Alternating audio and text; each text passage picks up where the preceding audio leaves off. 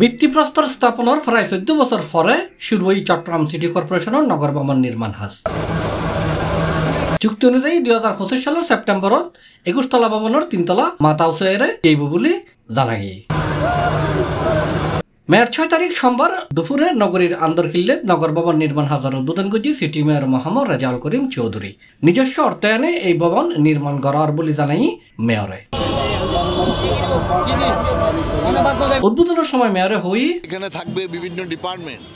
এছাড়াও নগর ভবনের একটা ফ্লোরকে আমরা ডেডিকেটেডলি সম্পূর্ণভাবে চট্টগ্রামের ইতিহাস ঐতিহ্য সম্বলিত একটা জাদুঘর করে রাখবো। আগামী জানুয়ারি ফেব্রুয়ারির মধ্যে অন্ততপক্ষে আমরা এই নগর ভবনকে 5-6 তলা বিশিষ্ট হলো করে আমরা অফিসটা দৃশ্যমান হবে এবং আমরা অফিসও এখানে নিয়ে আসবো। উদ্বোধন অনুষ্ঠানত উপস্থিত আছিল panel mayor Giasuddin, councillor Jawaharlal Hazari, Hasan Murad Biplab, Shaibal Das Suman, Mohammad Ilias, Mohammad Abdul Salam Masum, Ataullah Chowdhury, রুমকিষেন গুপ্ত, মেয়রের একান্ত সচিব আবুল হাশেম, প্রধান প্রকৌশলী শাহিনুল ইসলাম চৌধুরী, তত্ত্বাবধায়ক প্রকৌশলী আকবর আলী, ফরহাদুল আলম, জসিমউদ্দিন, আঞ্চলিক নির্বাহী কর্মকর্তা ও স্টেট অফিসার মোহাম্মদ রেজাউল করিম, নির্বাহী প্রকৌশলী ফারজানা মুক্তা, রাজাউল বারী ভূঁইয়া, মির্জা ফজলুল কাদের, আশিকুল ইসলাম, রিফাতুল করিম, তাসমিয়া তাহসিন, তৌহিদুল ইসলাম, সালমা খাতুন ও সহকারী প্রকৌশলী আসির হামিম।